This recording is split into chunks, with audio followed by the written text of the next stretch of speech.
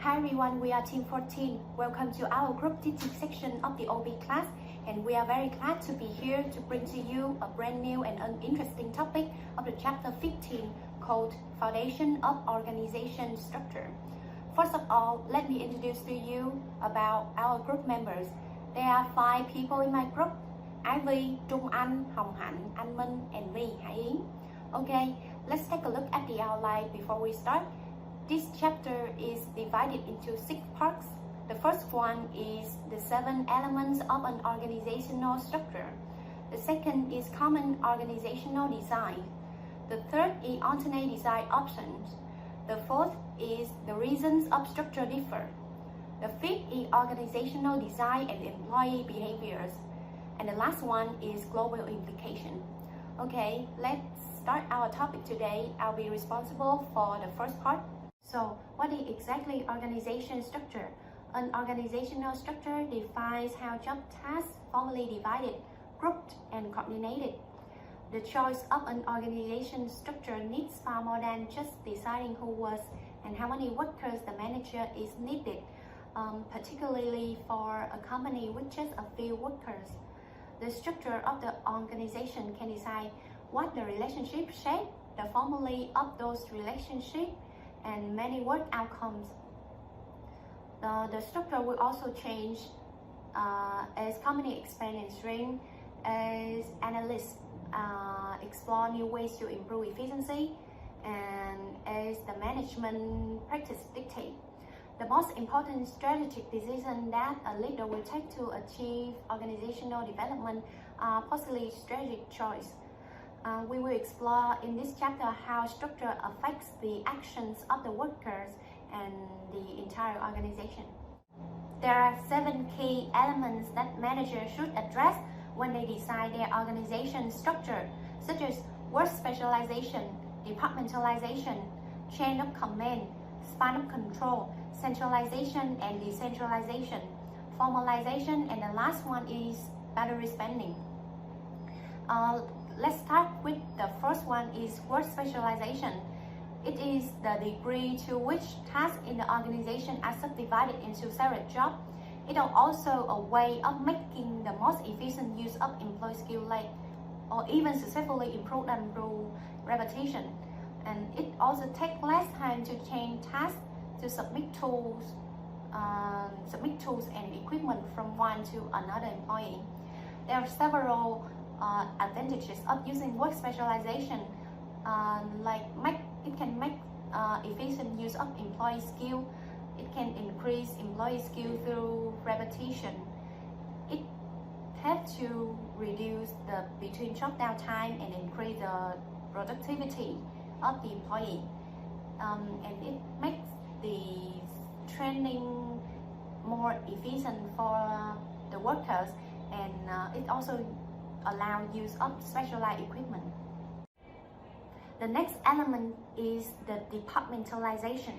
When workers are separated by work skill, they must be put together to organize special tasks, and the basis by which jobs are grouped is called departmentalization. We can group activity by many factors. The first one is the function. It is one of the most popular ways to group activities. For example, a manufacturing manager should organize a plant into engineering, accounting, manufacturing, human resources, and supply chain department. And the next factors is about the product. We can also departmentalize jobs by the type of product or service we produce. Like some company has a manager who is entirely responsible for big products such as Thai, Bamber, Pringles, and the key benefit here is to enhance the performance transparency, and all activity relating to the special product or service are controlled by a single manager. The next function is geography. This method is useful when clients of a company are spread around a large geographic regions and have common needs in their location. The next thing to group activity is the process. The process departmentalization works for processing customer as well as products. And the last factors is about the customer.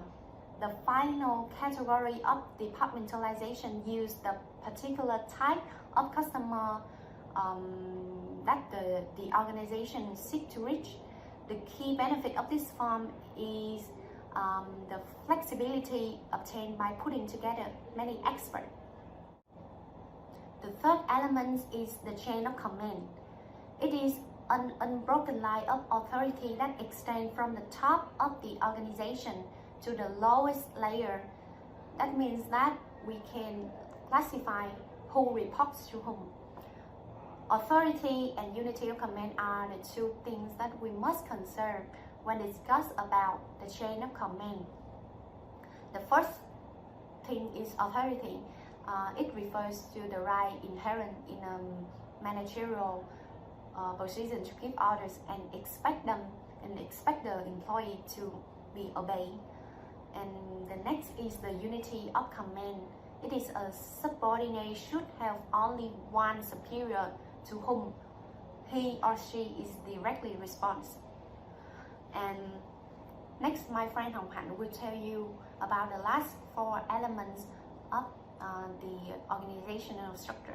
Hello, I'm Hanh and I will talk about the four remaining of key elements managers should address when designing the organizational structure: span of control, centralization and decentralization, formalization, and the final is boundary spanning. The first is span of control. Span of control is the number of subordinates manager can efficiently and effectively direct. Describe the number of levels and manager an organization has. The wider the span, the fewer level, the more employees at each level, the more efficient the organization.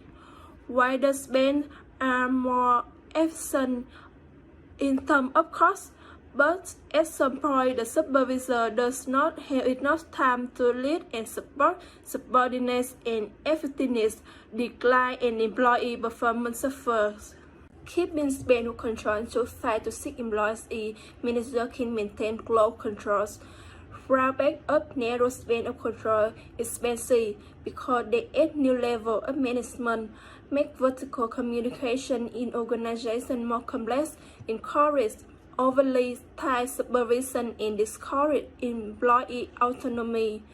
Recentering to work wider span of control to save money and speed up decision making. But firms are investing in employee trainings because managers can handle wider span best if employees know their job well and can turn to co-workers for help. And the second is centralization and decentralization. Is the degree to which decision making is concentrated on as a single point in organization. Top management made on the decision. Cloud level management carry out the directive, include only formal authority inherent to the position. Centralization is the degree to which decision making is concentrated as a single point in the organization. Centralization is better for avoiding commission errors, and decentralization is the degree to which decision making is spread throughout the organization, can act more quickly to solve the problem. More people provide input. Employees are less likely to feel alienated from those who make decisions, good for avoiding omission errors. The third is formalization. Formalization is the degree to which jobs within an organization are standardized. High formalization is minimal amount of discretion over what to do, when and how, result in consistent, uniform output, job description, role, and schedule. High formalization removes the need to consider alternative behavior. Low formalization unprogrammed job behavior, freedom to exercise direction in work. Formalization does not work well where those three are inherently interactive or where you have to flexible and innovative. The final is boundary spending, when individuals form relationships outside their formally assigned groups. Ways to overcome compartmentalization and retain positive elements of structure. Boundary spending helps prevent formal structure of becoming too rigid, enhance organization and team creativity. Also occurs between organizations most effective when follow up with the internal boundary spending, and it can be facilitated by assigning formal liaison roles, developing committees of individuals from different areas of the organization, development activity like job rotation programs, bringing attention to overall organization goals, and share identify concept. Hi, I'm V, and I'm going to talk about the next part of this chapter. It's about a common organizational framework and about the alternate design option. And inside the common organizational framework, there is three structure inside. It is symbol structure, PRC, and the matrix structure. And talking about the symbol structure, it is a basic organizational design structure with low departmentalization, little work specialization, wide span of control, and centralized authority. And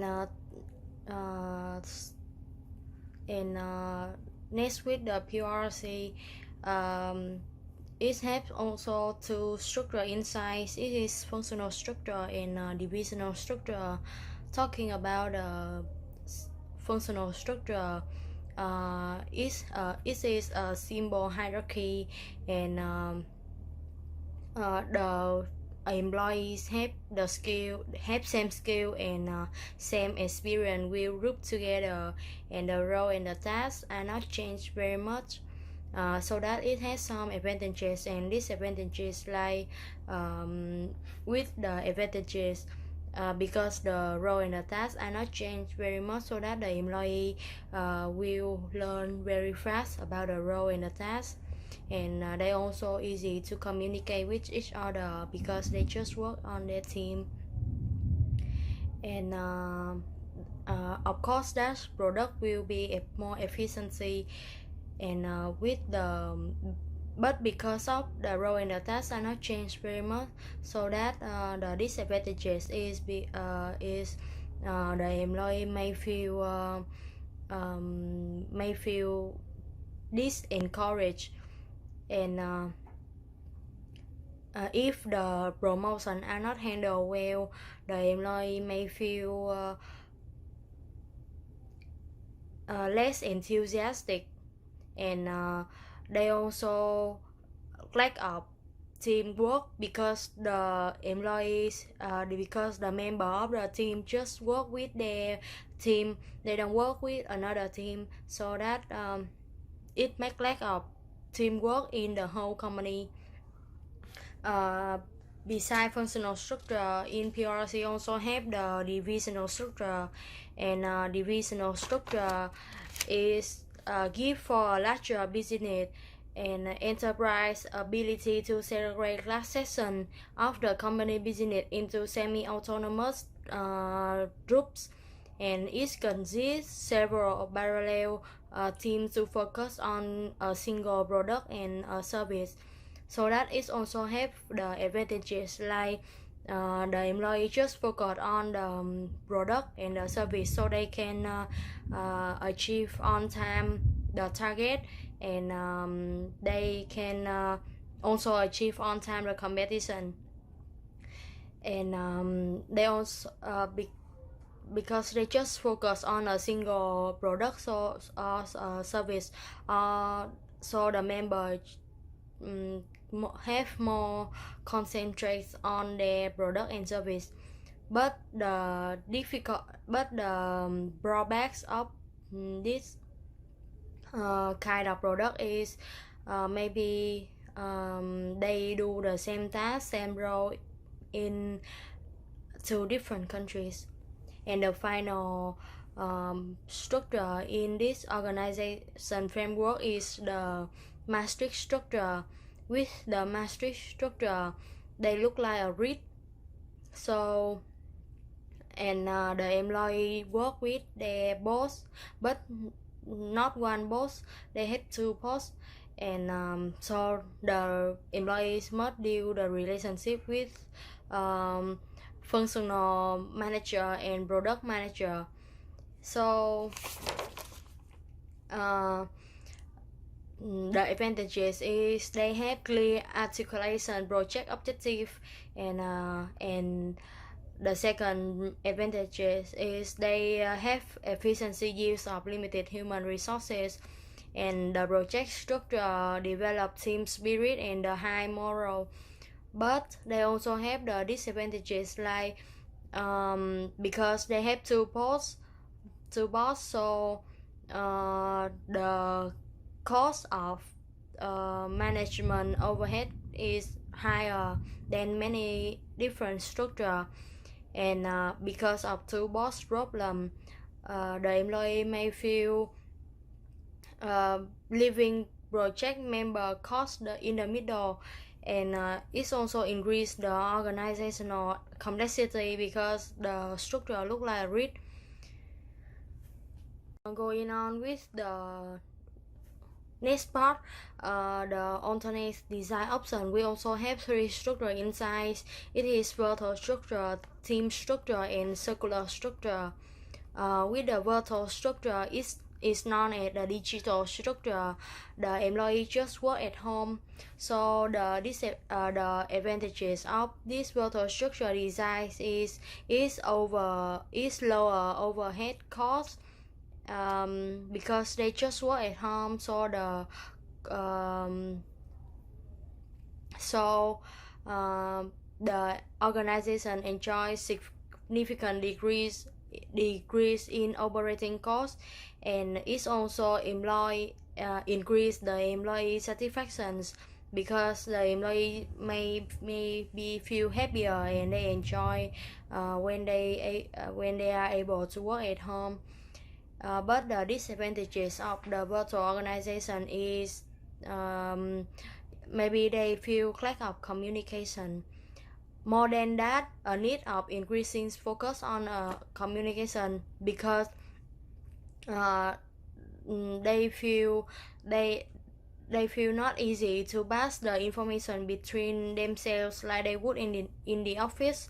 So the company must provide the tool or the policy to ensure that the communicates are actively. And the next structure is the team structure.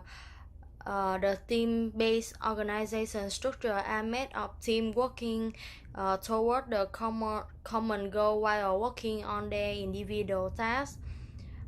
Because not everyone is born public speaker or writer or mathematician. So the team allow each member to focus on their strength, and another people will help them with their weakness. So this is the advantages of team structure. And the final is the circular structure. With the circular structure, it looks like a circle, and outer rings with outer ring and inner rings, and the top of the manager is in the heart of the organization, like they in the heart of the circle. And higher level employees occupy the inner rings of the circle, and the lower employees will occupy the outer rings. It brings some advantages, like they encourage the employee on communicate, and encouraged on all levels. This allows employees to work to seek advice from any available supervisor as opposed to a rigid chain of communication. But because it's a ring outside a ring, so sometimes it may confuse from employee because it can be difficult for people to figure out where they fit within the organizations and who they are supposed to report to. I have just pointed out 3 structure of common organizational framework and 3 structure of alternate design options. I'm Minh. I'll keep the presentation going. So next we'll talk about reason why structure differ from each other. But first let's look at the 2 extreme model of organizational designs. First is mechanistic models. So they are most common in big companies around the world as they are synonymous with bureaucracy, have high specialization, rigid departmentalization. On the other hand, organic model is flat, low formalization, has multiple decision makers.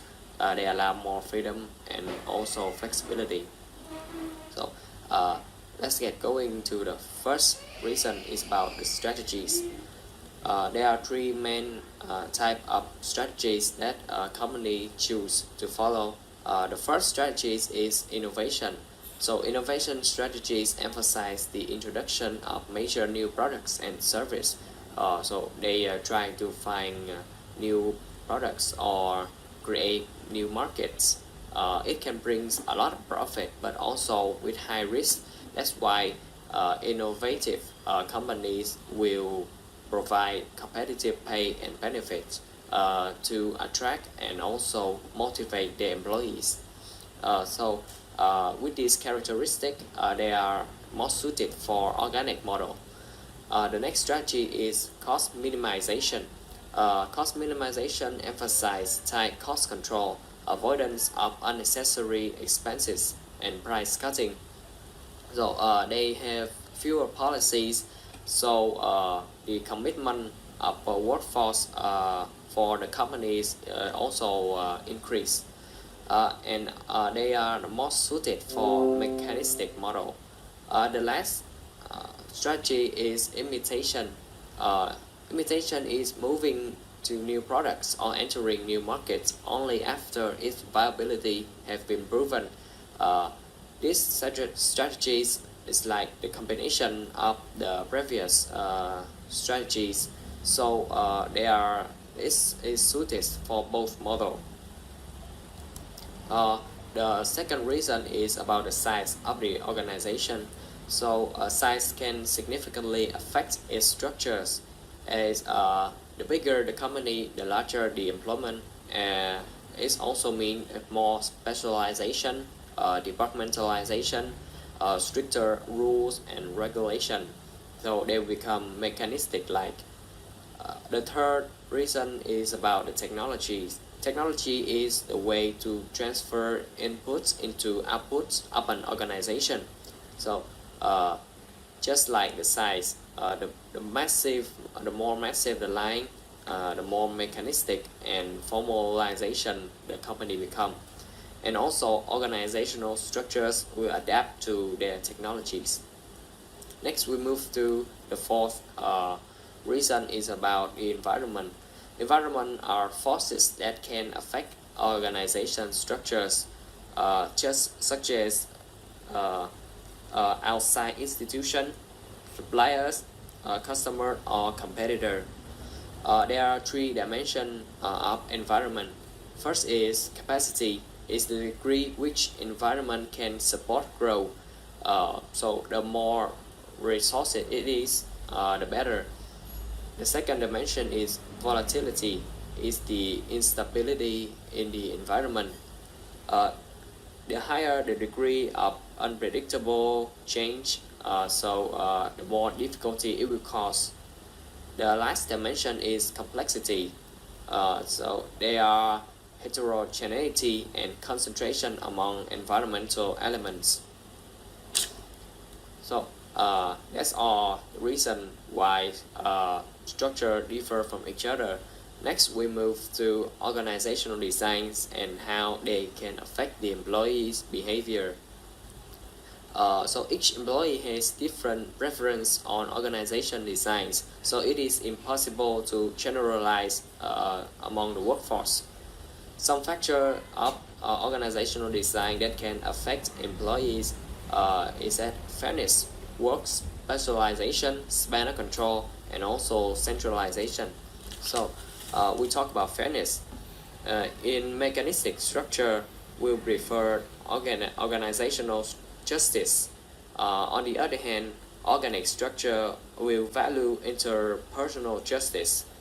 And work specialization. The higher the specialized the job is, the better productivity, but also will reduce satisfaction. But work specialization is not the unending source of productivity, as they will come to a point where employees will seek for intrinsic reward. From that point, the benefit of specialization will decline rapidly. So the third factor is span of control. It can positively or negatively affect productivity and satisfaction. It depends on the employee's experience and abilities, task structure, and other organizational factors. The last factor is centralization. So centralization can affect job satisfaction, as the less central mean more autonomy. They can increase satisfaction, but in some cases the result is reversed, as people want more control, less freedom. They prefer more mechanistic, not organic structure.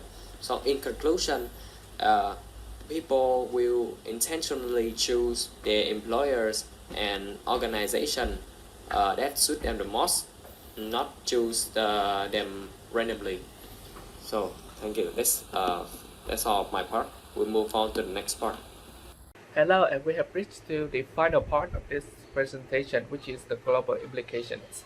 So we're just going to start with three parts. The first part, which is the culture and organizational structures.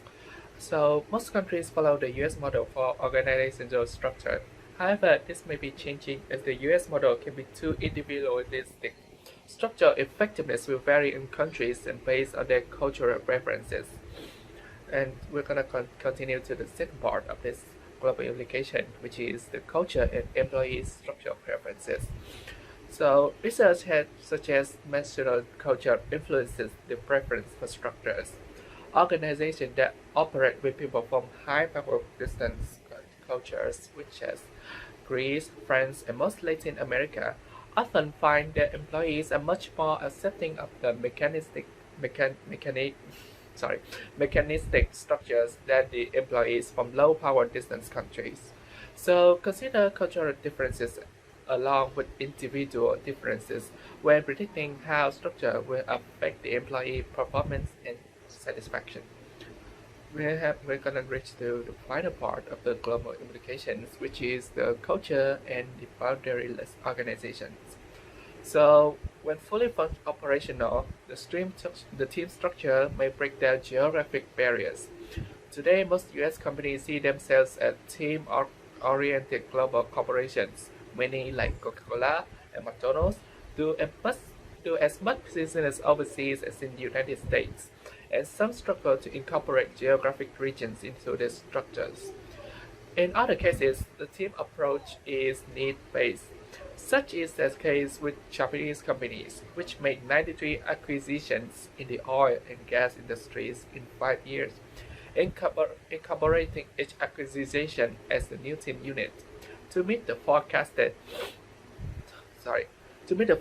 demand that the sources in China could not meet. The team structure provides a solution because it considers geography as more of a tactical, logistical issue than the structural one. So in short, the goal may be to break down the cultural barriers and open opportunities. And and the last part will be the summary of this whole presentation. So the theme of this chapter is that an organization internal structure contributes to explaining and predicting behavior. That is, in addition to individual and group factors, the structural relationships in which people work for have a bearing on employee attitudes and behavior. What's the basis of this argument, you ask? To the degree that an organization structure reduces ambiguity for employees and clarifies concerns such as what I'm supposed to do, how am I supposed to do it, and to whom do I report, and to whom do I go if I have a problem. It shapes their attitudes and facilities and motivate them to the higher level of performance. Exhibit 1510 summarizes what we have discussed, which is right here. And that is the end of our presentation. And thank you for listening. And is there any questions? Please let us know.